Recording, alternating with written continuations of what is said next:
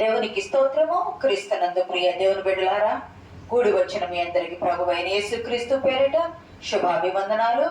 YouTube ద్వారా వాక్యం వింటున్న పిల్లలకు శుభాభివందనాలు. షాలోం, సమాధానం, ఆశీర్వాదం మనందరికీ కలుగునుగాక.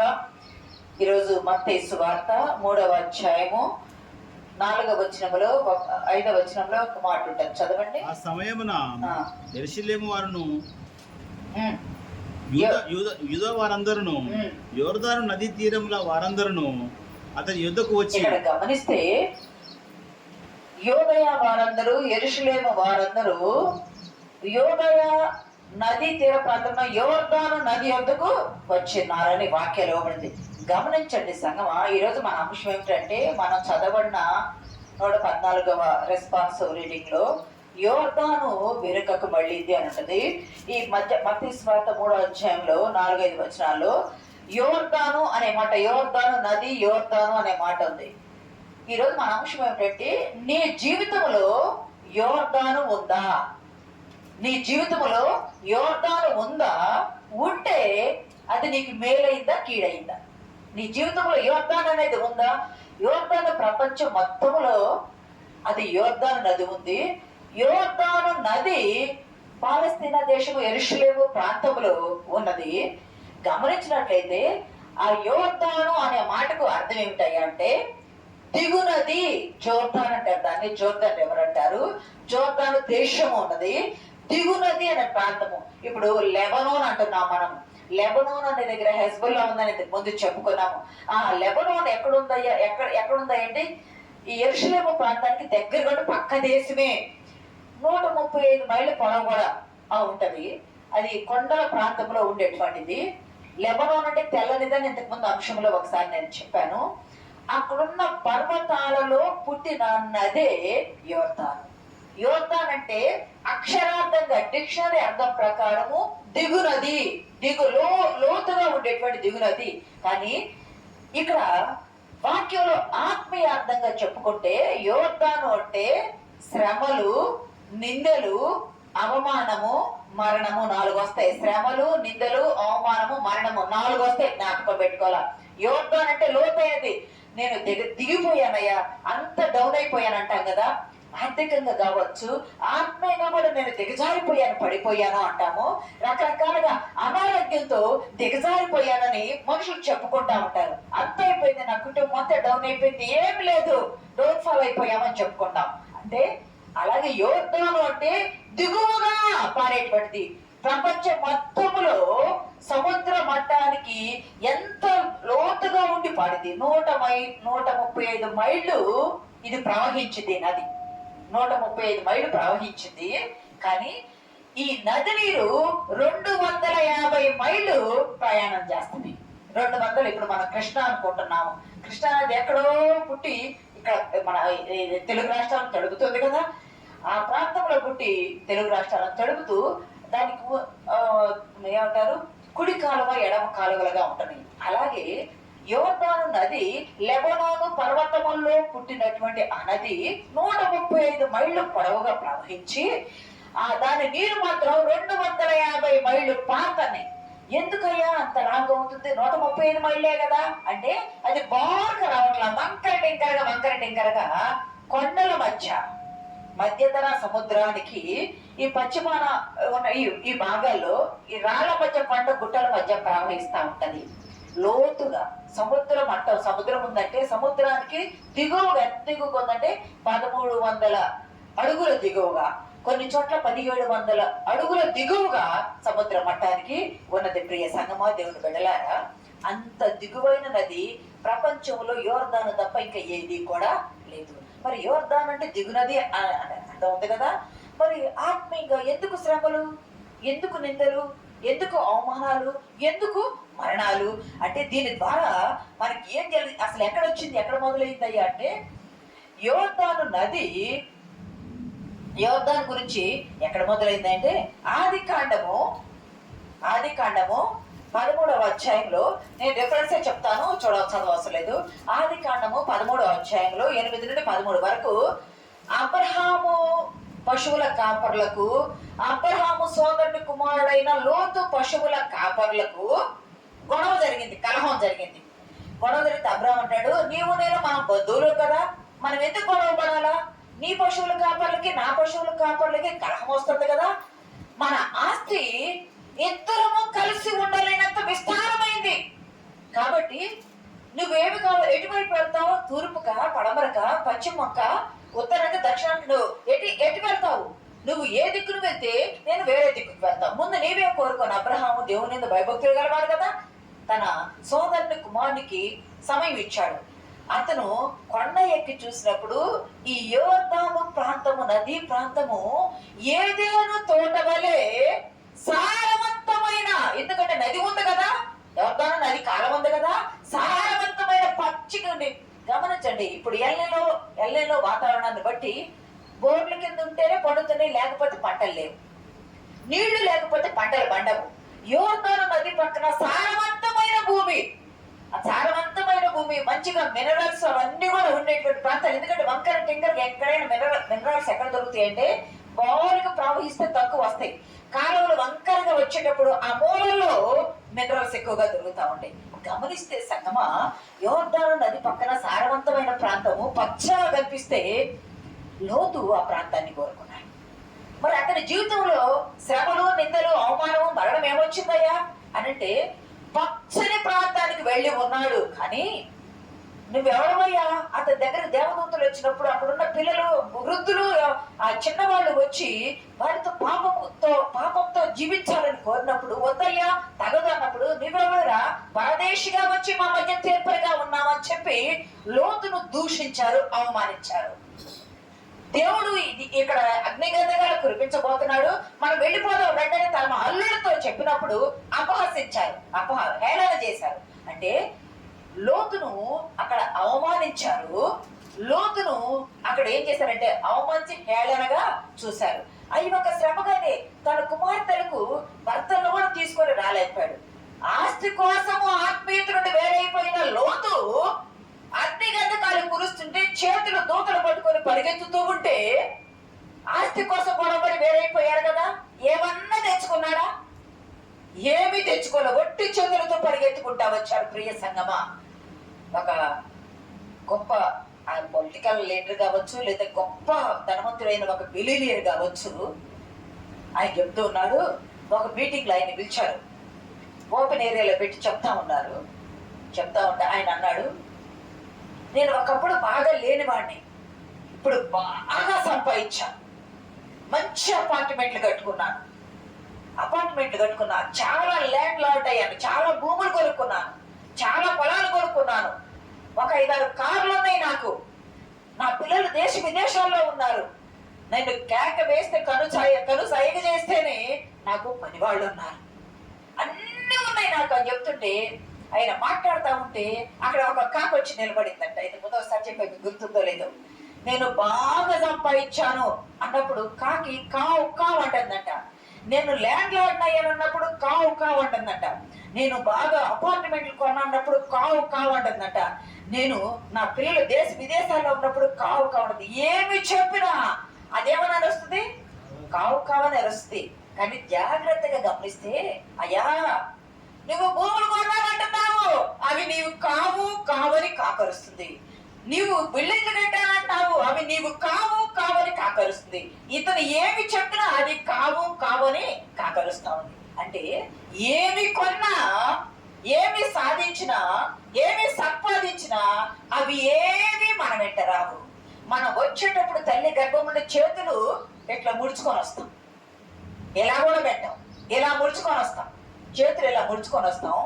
చనిపోయేటప్పుడు ఇలా నరాలు నిలుగుతాయి కదా, రక్త ప్రసరణ ఉండదు కదా, చల్లబడిపోతాం కదా, వేడి ఉండదు కదా. అప్పుడు ఈ నరాలు బ్రతికి ఉండే రక్త ప్రసరణ ఉంటేనే ముడుస్తాం. చనిపోయిన తర్వాత చేతులు ఇలాగే పెడతాం, చేతులు పొడవలేం కదా. నీవు వస్తా ఏమి తీసుకురాలా, పోతా ఏమి తీసుకురాలా. కలహపడి నీవు ఆత్మీయత నుండి వేరైపోయావు. లోతు అంటే ఇంగ్లీష్ లో లాట్ అంటారు కదా, లాటును చూసావు, నువ్వేమైపోయావు? ఏమీ లేకుండా రిక్తుడు అయ్యి కుమార్తెను తీసుకొని వచ్చావు. నీ తోడి సహచరి అయిన భార్యను కూడా నీవు ఉప్పు స్తంభంగా మార్చుకునే స్థితి వచ్చింది. అంటే యోర్దాను నది లోతు జీవితంలో ఎలాగుందయ్యా అంటే అవమానాన్ని హేళనకు గురి చేసింది. అవమానాన్ని హేళనకు గురి చేసింది. అది మన జీవితాల్లో కూడా అవమానము హేళన ఉంటుంది. రెండోది ఏం జరిగిందయ్యా అంటే, ఆదికాండము 32వ అధ్యాయం 10వ వచనంలో యాకోబు అంటాడు, చూడవసరం లేదు కానీ, అయ్యా నేను ఈ యోర్దానును ఒంటి చేత్తో దాటానయ్యా. ఈ యోర్దానును నా తండ్రి ఇంటి నుండి నా అన్నకు భయపడి చంపేస్తాడేమో భయపడి, తండ్రి దగ్గర ఆశీర్వాదాలు తీసుకున్నాను కదా, చంపేస్తాడేమోనని భయపడి ఈ ఒంటి చేత కర్ర పట్టుకొని యోర్దాన్ 10వ వచనంలో ఉంటుంది, యోర్దాను నేను దాటానయ్యా. 20 సంవత్సరాలైంది. నా అన్న నిమిత్తం భయం ఇంకా నాలో అలాగే ఉంది. నాకు ఆయన నా సోదరుని నేషావు నిమిత్తం భయము 8-9 వచనాల్లో ఉంటుంది. భయం నాలో ఉన్నదయ్యా. నేను ఇప్పుడు మళ్ళీ తిరిగి నా తండ్రి ఇంటికి వెళ్ళమని నువ్వు చెప్పావు కదా, నువ్వు చెప్పినట్టు నేను వెళ్తున్నాను. ఇప్పుడు నేను 2 గుంపులుగా యోర్దాను దాటానయ్యా. ఒంటి చేతి కర్రతో వెళ్ళిన యాకోబు 2 గుంపులుగా యోర్దాను దాటి, నీ అన్న వస్తున్నాడంటే ఎక్కడ దాటాడు యోర్దాను అంటే యబ్బోకు రేవు దగ్గర. ఇప్పుడు మనం ఏమనుకున్నాము, లెబనాన్ లో ప్రారంభమైంది అనుకున్నాము. దానిలో 4 రకాలైన సెలయేళ్లు కలుస్తాయి. 4 రకాల సెలయేర్ల సంగమమే యోర్దాను నది. ఆ యోర్దాను నదిలో ఇంకా 4 చిన్న చిన్న రేవులు లాంటివి కలుస్తా ఉంటాయి.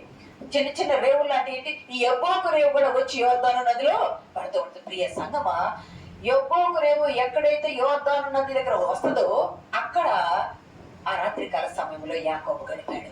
అక్కడ దేవునితో పెనుగులాడాడు. అక్కడ నుండి ఆషేరు రేవు దాటాడు కదా, రేవు దాటి యోర్దాను దాటి, యోర్దాన్ అంటే శ్రమ నింద అవమానం అనుకున్నాం కదా.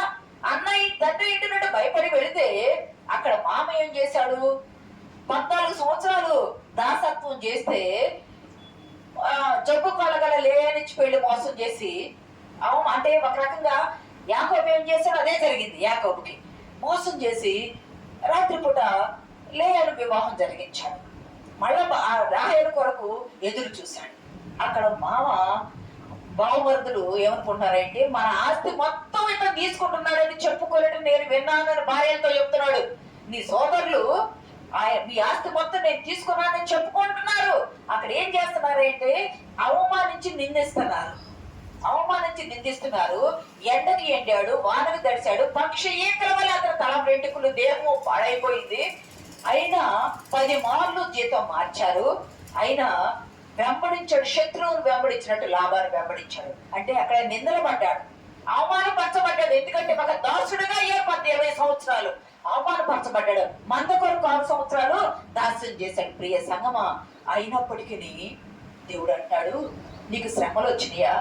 దాకా మనం పాడు పడుతున్నాం, దేవుడు మనకు ఎల్లప్పుడూ తోడుగా ఉన్నాడు. ఎప్పుడు తోడుగా ఉన్నాడు?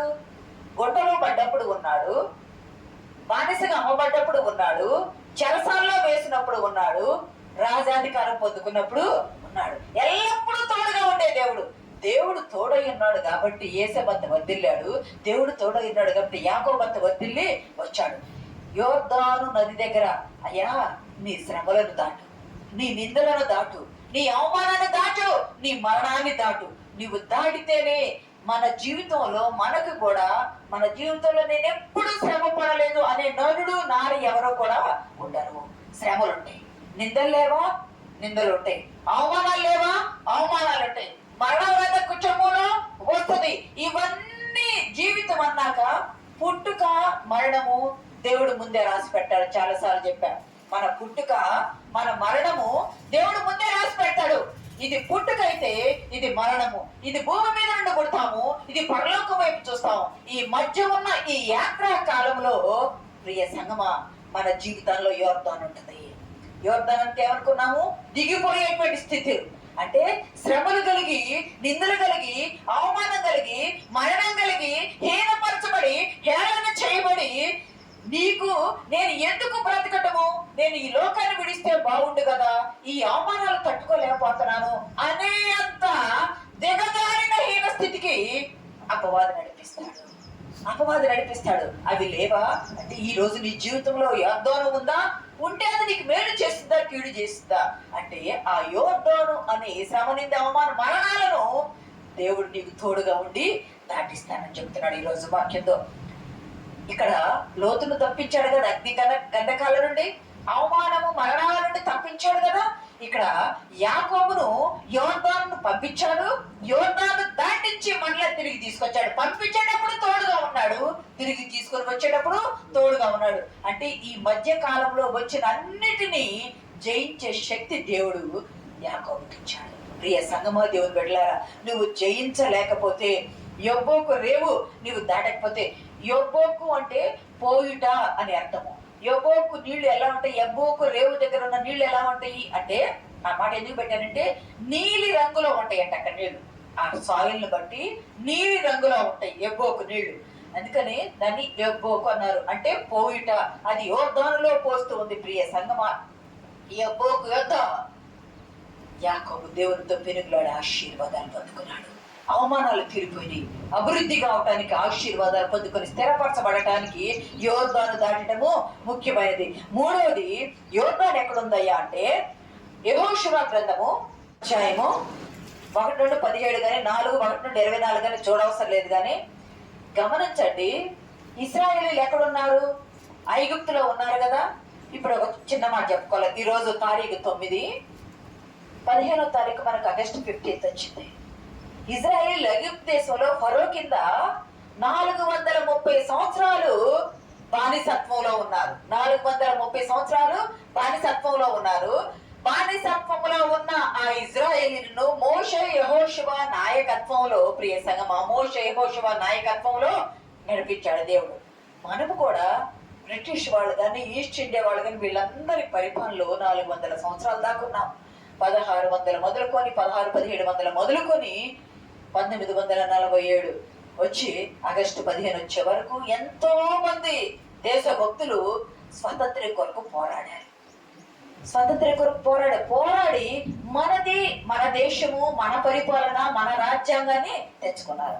అలాగే ఐగుప్తులో ఫరో అధికారము కింద ఉన్న ఇజ్రాయేలీలను మోషే నాయకత్వం, అహరోను నాయకత్వం, యెహోషువ నాయకత్వంలో, ప్రియ సంగమా, దేవుని బిడ్డలారా, మోషేనేమో నాయకుడిగా ఉన్నాడు, అహరోనేమో యాజకునిగా ఉన్నాడు.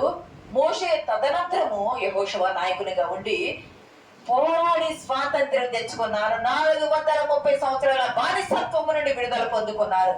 అప్పుడు వాళ్ళంతా ఎక్కడికి వచ్చారయ్య అంటే వాగ్దానది ఐగుప్తు మొదలుకొని యోర్దాను నది ఒడ్డు దాకా వచ్చారు.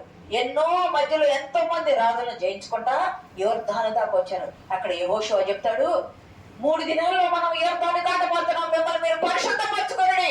అంటే మీలో ఉన్న దేవునికి ఇష్టము కాని, అశుద్ధమైనది, పనికిరానిది, విడిచిపెట్టవలసింది ఏదైనా ఉంటే అది మీరు విడిచిపెట్టండి.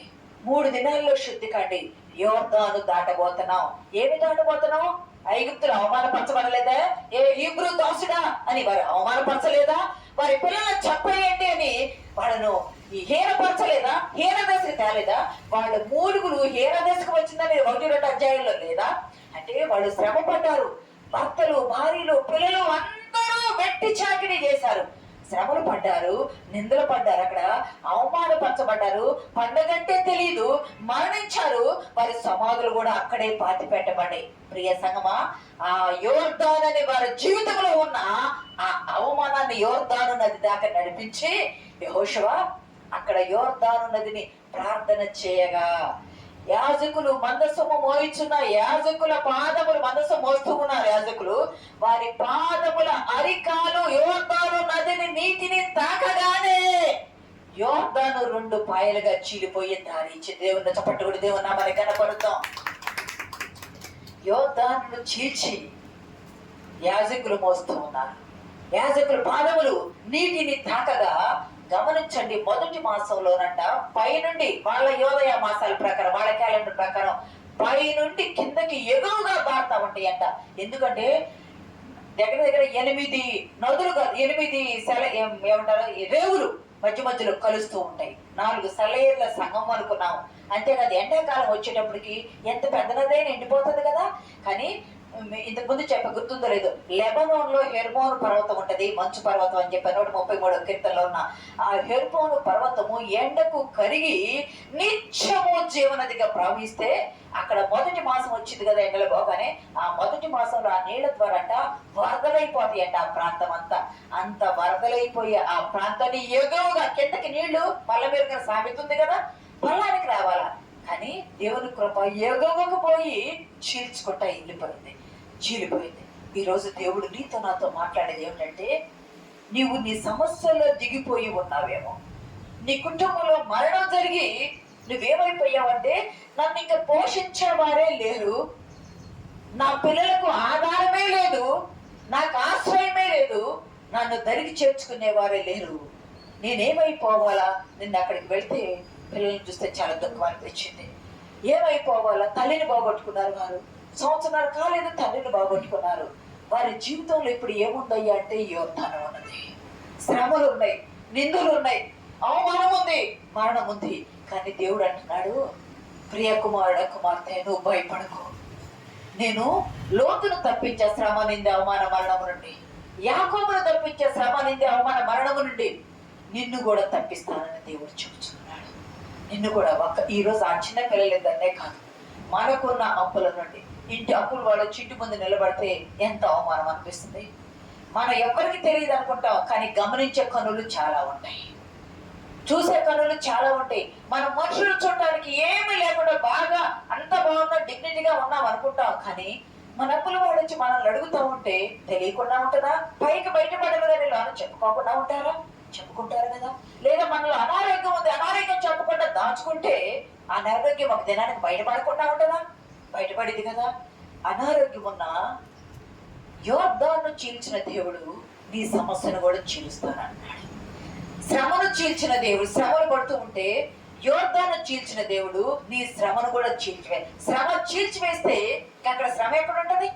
శ్రమ నిన్ను పట్టి బంధించుకుంటే నువ్వు కృంగిపోతావు. నువ్వు కృంగిపోదలుచుకో, నువ్వు కృంగిపో పని లేదు. నేను నీకు తోడుగా ఉన్నాను, ఎల్లప్పుడూ తోడుగా ఉన్నాను. యాకోబుకు తోడుగా ఉన్నాను కదా, యోర్దాను చీల్చినప్పుడు మీకు తోడుగా ఉన్నాను. ప్రియ సంగమా, ఆ యోర్దాను చీల్చబడింది.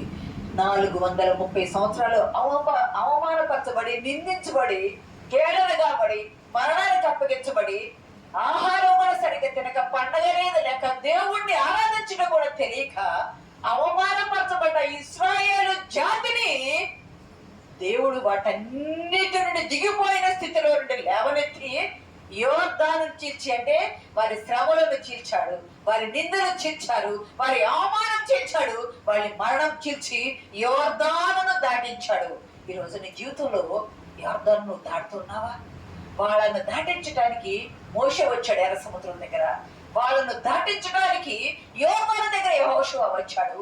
ఈ రోజు నిన్ను దాటించడానికి నీ నా ప్రభు అయిన యేసుక్రీస్తు ప్రభు వారు, మన చప్పట్లు కొట్టి దేవుని నామాన్ని గణపడతాం, నీ నా ప్రభు అయిన యేసుక్రీస్తు ప్రభు వారు యోర్దాను దగ్గరకు వచ్చారు. ప్రియ సంగమా, ఇంకెక్కడే కాదు, ఇంకా 4లో చూడవసరం లేదు. కానీ గిద్యోను అంట న్యాయాధిపతి కదా, మిద్యానీయులను తరిమేటప్పుడు ఎక్కడి నుండి వాళ్ళు వెళ్ళారా అంటే యబ్బోకు దగ్గర నుండి దాటి, యబ్బోకు దాటి యోర్దాను దగ్గర నుండి దాటి వాళ్ళని శత్రువును తరిమాడంట.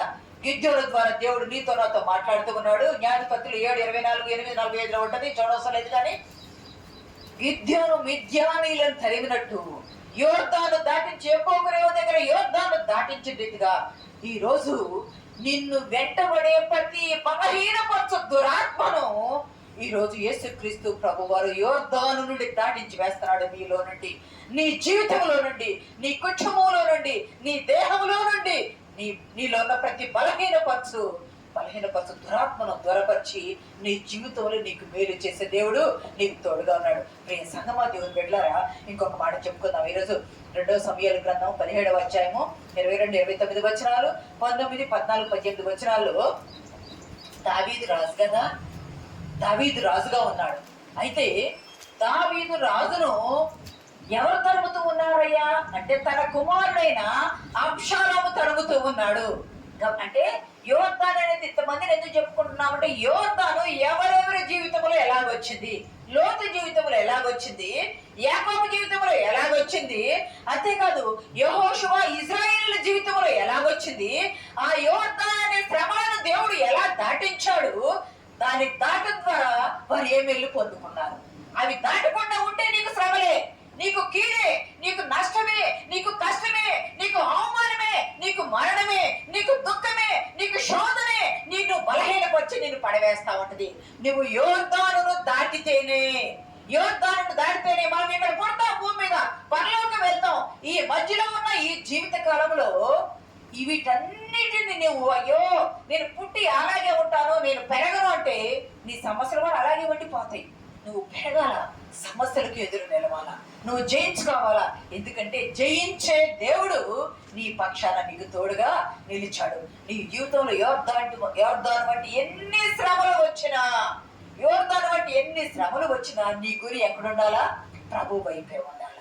నీ గురి ప్రభు వైపే ఉండాలి. ప్రియ సంగమా, దేవుని బిడ్డలారా, ఇక్కడ దావీదును అబ్షాలోము తరుముతూ ఉన్నాడు.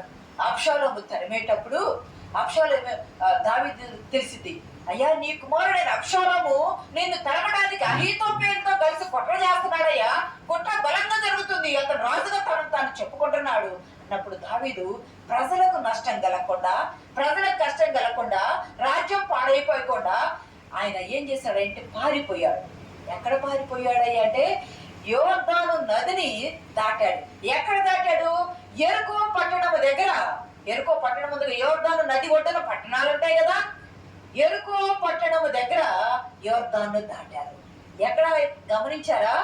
ఇశ్రాయేలీలు ఐగుప్తు నుండి వచ్చినప్పుడు యోర్దాను దాటగానే వాళ్ళకి ఏమొచ్చింది? ఎరుకో ఎదురొచ్చింది కదా. ఆ ఎరుకో పట్టణం దగ్గర ఈ దావీదు అతని బృందం అంతా కలిసి యోర్దాను దాటారు. అవమానపరిచాడు. షిమి అనేవాడు అవమానపరిచాడు. చీ కుక్క వంటి వాడా అని ఒక రాజుని హీనంగా అవమానపరిచాడు. అవమానపరచబడ్డ పక్కన వాళ్ళు అంటారు, అయ్యా ఏళ్ళవాడా నిన్ను దూషిస్తున్నారయ్యా, నువ్వు రాజు కదయ్యా అని యోవాబు గాని అతని సోదరులు గాని అంటూ ఉంటే, సెరూయా కుమారులారా మీకేమి, దావీదును దూషించమని యెహోవా సెలవిస్తే మీరెందుకు కాదంటున్నారు? వారి దోషంలే నాకు దీవెనలు అవుతాయి. అబ్బా ఎంత చక్కని మాట! వారి దోషంలే, వారి శాపాలే నాకు దీవెనలు అవుతాయి. అంటే ఏమి భరిస్తున్నాడు? ఆయన జీవితంలో ఏముంది? దావీదు జీవితంలో యోర్దాను ఉంది. అంటే యోర్దాన్ అనే నింద ఉంది, యోర్దాన్ అనే అవమానం ఉంది. కొడుకే తరుముతుంటే ఎంత అవమానం పక్క దేశాల రాజుల్లో అవమానము, ఎంత హేళన. ఆయన శ్రమలు వచ్చినాయి. శ్రమలు వచ్చి కాళ్ళకు చెప్పులు లేకుండా ఒలీవ కొండ ఎక్కుచున్నాడు యోర్దాను దాటి. ప్రియ సంగమా, దేవుని బిడ్డలారా, నా జీవితాల్లో యోర్దాన్ అనేది రాదా? ఆ దావీదు వెళ్ళిపోయి ఒలీవ కొండ మీద ఉన్న గెత్సేమనే దగ్గర ప్రార్థన చేశాడు. ప్రార్థనా స్థలం ఉందన్న వాక్యంలో ప్రార్థన చేశాడు. ప్రార్థన దేవుడు విన్నాడు. మళ్ళా 19వ అధ్యాయం వచ్చేటప్పటికి తిరిగి వచ్చాడు. ఎక్కడికి వచ్చాడు? యోర్దాను నది దగ్గరికి రాగా ప్రజలందరంట జయజయధ్వనులు చేస్తూ మా రాజు నీవేనయ్యా అని రాజుగా తోడుకొని వెళ్ళారంట. నువ్వు ఆ శ్రమలను దాటకపోతే, నరుల నిందలను దాటకపోతే, ఆ అవమానాలను దాటకపోతే, మరణకరమైన పరిస్థితులను నువ్వు దాటకపోతే నీకు జయం ఎక్కడ కలిగింది? నీకు మేలు ఎక్కడ కలిగింది? మేలు పొందాలి, అన్ని ఆస్వాదాలు పొందాలని కోరుకుంటావే కానీ శ్రమను జయించే శక్తి నీకు లేకపోతే ఎలా వస్తుంది? నువ్వు శ్రమను జయించాలంటే దావీదు వలె ప్రార్థనా స్థలంలో కూర్చొని ప్రార్థించాలి. నువ్వు శ్రమను జయించాలంటే యాకోబు వలె దేవునితో ప్రార్థనలో పెరుగులాడాలి. నువ్వు శ్రమను జయించాలంటే దూతను నీ చేతి పట్టుకుని లోతుల వలె పరిగెత్తించాలి. శ్రమను జయించాలంటే గిద్యోను వలె శత్రువును తరిమి వేయాల. శత్రువు దూరం ఉంటే చూడవచ్చు, ప్రక్కనే ఉంటే చూడలేము. చాలా చాలా ప్రమాదకరము. గమనించాలా, శత్రువును ప్రక్కనున్నా దూరంగా ఉన్నా ప్రార్థన ద్వారా జయించమని దేవుణ్ణి అడగాల. మనము జయించే శక్తిని ఇవ్వమని దేవుణ్ణి అడగాల. దావీదు వాటన్నిటిని యోర్దాను నదిని జయించలేదా? దావీదు జీవితంలో ఉన్న అవన్నీ యోర్దానులు కావా? ప్రియ సంగమా, ఈ రోజు నీ జీవితంలో యోర్దాను అనేది ఉంటే నువ్వు ప్రభు ప్రార్థించి, నా జీవితంలో అయ్యా యోర్దాను ఉంటే శ్రమలు, నిందలు, అవమానము, మరణం ఉందయ్యా. ప్రజలు హీనంగా చూస్తున్నారయ్యా, వాళ్ళు చూస్తున్నారో లేదు కానీ నా మనసుకు అలా కనిపిస్తుందయ్యా. వాటిని జయించడానికి నా శ్రమను నీవు చీల్చు ప్రభు. ఎర్ర సముద్రాన్ని చీల్చావు కదా, యోర్దాను నదిని చీల్చావు కదా, వాటిని చీల్చినట్టు నా సమస్యను చీల్చు. నా శ్రమను చీల్చు, నా అవమానం చీల్చు, నా మరణకరమైన రోగమును చీల్చు. నాకు స్వస్థత దయచేయి, నీ రెక్కలో ఉన్న స్వస్థత దయచేయి. నీవు ఇస్తే ఎప్పుడంటే ప్రభువు నీకు సహాయం చేయించుడగా నరమాత్రుడు ఏమి చేయగలడు. దేవుడు నీకు సహాయం చేస్తా ఉంటే కాదనడానికి మనుషులు ఎవరు? కాదనడానికి మనుషులు ఎవరు? ఆయన వేస్తే తీసేవాళ్ళు లేడు, ఆయన తీస్తే వేసేవాళ్ళు లేడు కదా. ప్రభువు నీకు సహాయం చేస్తుంటే నువ్వు విడిచిపెట్టకూడదు. ప్రియ సంగమా, దేవుని బిడ్డలారా, ప్రభు వైపు చూడు, ప్రభు వైపు చూడు. ఈ రోజు దేవుడితో మనతో మాట్లాడుతున్నాడు. యోర్దాను అనేది నీ జీవితంలో ఉంటే, నీ జీవితంలో ఎన్నో ఉపనదులు కలిసిన రీతిగా ఎన్నో సమస్యలు వచ్చి నీలో కలుస్తూ ఉంటాయి. కానీ నువ్వు చేరవలసిన గమ్యస్థానము చేర్చడానికి ఎల్లప్పుడూ నీ దేవుడు నీకు తోడుగా ఉన్నాడు. ఎల్లప్పుడూ నీ దేవుడు నీకు తోడుగా ఉన్నాడు. ఎల్లప్పుడూ నీ దేవుడు నీకు తోడుగా ఉన్నాడు. నీ చెయ్యి పట్టుకొని లోతు నడిపించే రీతిగా నడిపిస్తాడు. నీ చెయ్యి పట్టుకొని యాకోబు నడిపించే రీతిగా నడిపిస్తాడు. నీ చెయ్యి పట్టుకొని దావీదును తిరిగి నడిపించే రీతిగా నడిపిస్తాడు. నీ చెయ్యి పట్టుకొని గిద్యోనుకు బలమిచ్చి శత్రువును తరిమి రీతిగా తరిమి వేస్తాడు. నువ్వు నమ్మితే దేవుని సన్నిధానంలో దేవుని మహిమపడదాం. మిగిలిన వాక్యం జ్ఞానం చేసుకుందాం. దేవుడి వాక్యం దీవించి ఆశీర్వదించును గాక. ఆమేన్.